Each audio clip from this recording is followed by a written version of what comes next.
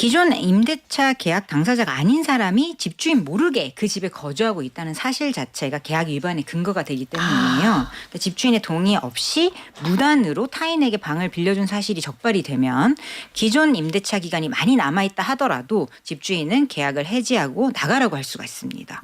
그리고 집주인 몰래 전대차를 놨다가 그게 아는 사람이면 사실 이런 문제가 생기기 좀 어렵겠지만 네. 만약에 모르는 단기로 들어온 세입자가 문제를 일으키거나 집을 훼손하거나 뭐 불이라도 나게 되면 그 책임은 오롯이 불법 전대차를 한 기존 임차인에게 있기 때문에 네. 이런 위험을 감수하면서까지 집주인 모르게 방을 빌려주시는 것은 추천드리지 않습니다. 이게 일시 사용을 위한 임대차는 주택임대차보호법 대상이 아니거든요. 그래서 주임법 제11조에 따라서 일시 사용을 위한 임대차에는 이 법을 적용하지 않는다라고 명확하게 규정을 하고 있습니다. 그래서 단기 뭐 한두 달짜리 단기 임차인은 대항력이나 우선 변제권 같은 강력한 권리를 보장받지 못하게 됩니다. 법 적용이 아예 다르군요. 네, 그래서 집이 경매에 넘어가거나 만약에 뭐 소유주가 바뀌었을 때 보증금을 돌려달라고 주장할 법적 근거가 원래 일반적인 전세나 월세 세입자에 비해서는 굉장히 약합니다. 특히 전세 사기 피해가 발생한 집을 가해자가 경매 기간 중에 몰래 단기로 임대를 놓는 그런 신종 사기도 성행하고 있어서 아이고. 주의하실 필요가 있습니다. 숙박업을 하려면요 소방 시설도 갖춰야 되고 일정 면적 같은 여러 가지 엄격한 요건이 있어야 돼요.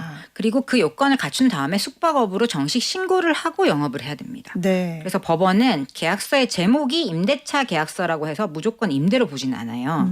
실질적인 운영 방식을 봅니다. 뭐 침구류와 수건을 제공하는지, 아하. 샴푸나 비누 같은 생활용품이 비치돼 있는지, 체크인, 체크아웃 시간이 정해져 있는지, 그리고 요금을 일 단위나 시간 단위로 책정하는지 등을 종합적으로 따지고 있습니다. 작년까지는 그래도 미신고 숙박업이 어느 정도 가능했었는데 에어비앤비 정책이 바뀌면서 2026년 1월 1일부로 신고증을 제출하지 않은 미등록 숙소의 예약이 전면 차단됐습니다. 이제는 몰래 하면 되겠지라는 생각 자체가 통하지 않는 구조가 됐고요. 만약에 신고 없이 운영하다가 적발이 되면 공중위생관리법에 따라서 2년 이하의 징역 또는 2천만 원 이하의 벌금에 처해질 수가 있습니다. 우리나라에서 에어비앤비를 운영할 수 있는 합법적 방법이 딱 세 가지가 있어요. 네. 첫째는 도시 지역에서 가장 흔한 외국인 관광 도시 민박업입니다. 이름처럼 외국인만 받는 게 원칙이고요. 반드시 운영자 본인이 해당 주택에 실제로 거주하면서 그 집의 일부만 숙박용으로 내놔야 됩니다. 아, 이게 또 다르군요. 네, 아파트나 빌라까지는 가능하지만 오피스텔은 안 돼요. 그리고 둘째는 농어촌 지역의 농어촌 민박업입니다. 여기는 외국인뿐만 아니라 내국인 숙박도 가능하고요. 네. 셋째는 한옥 체험업입니다.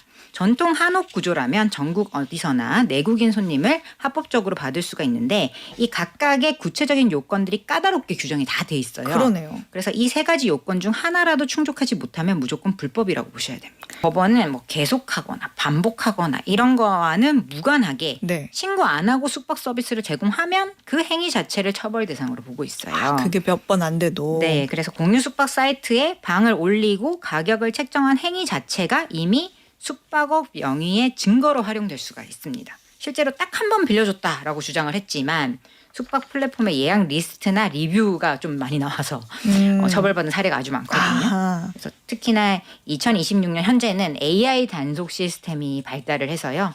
미등록 숙소가 플랫폼에 올라오기만 해도 실시간으로 모니터링 되기도 합니다. 실제로 벌어지고 있는 일인데요. 이미 전세 피해 주택이에요. 전세 사기 피해 주택인데 그러면 이 주택의 등기가 임차권 등기라든지 가압류라든지 경매 개신 결정까지 나와 있는 경우가 많거든요. 네. 근데 이걸 제대로 확인을 안 하고 그 이후에 들어갔다면 그 단기 임차인은 주택임대차 보호법의 보호를 전혀 못 받습니다. 아이고. 그래서 경매가 낙찰이 되고 나면 경매 낙찰자에게 나는 이게 계약하고 들어온 사람이니까 못 나간다라고 주장할 아무런 권한이 없게 돼요. 그래서 낙찰자가 인도 명령 신청하면 그냥 바로 강제 퇴거 당할 수밖에 없습니다. 이런 피해를 당했다면 우선 계약을 주도한 사람을 상대로 사기 고소를 하면 되는데 네. 이게 처음부터 경매가 진행 중이거나 전세 사기 매물임을 숨기고 단기 임대료를 받아서 갔다면 기망행위, 사기행위가 성립하기 때문인데요. 하지만 현실적으로 이런 행위를 하는 사람이 돈을 가지고 있을 리가 전무하기 없죠. 때문에 단기 임대를 구하시기 전에 반드시 이게 짧은 기간이다 하더라도 등기부등본을 꼭 확인하셔서 압류라든지 가압류라든지 임차권 등기, 경매 개신 결정 이런 표기가 있는지 꼭 확인하시고 이런 표시가 있으면 그 집에는 들어가시면 안 되겠습니다. 이렇게 싸고 좋은 방은 법적 위험이 숨어 있을 확률이 높죠. 단기 임대를 구할 때는 등기부등본 소유주 확인하셔서 계약하시는 분이 소유주 본인이 맞는지 확인하시고 만약에 임차인이 내놓는 방이라면 집주인이 동의한 게 맞는지 서면 동의서까지 확인하시고 계약하시는 게 좋습니다. 보증금이 적다 하더라도 사실은 학생 입장에서는 좀 큰 돈일 수 있잖아요. 네. 이게 깔세로 받아놓고 잠적해버리게 되면 법적으로 보호받기 어려운 경우가 많기 때문에 계약 전에 서류들 다 확인하시고 가급적이면 등록된 공인중개사가 중개하는 검증된 매물을 선택하시기 바라겠습니다.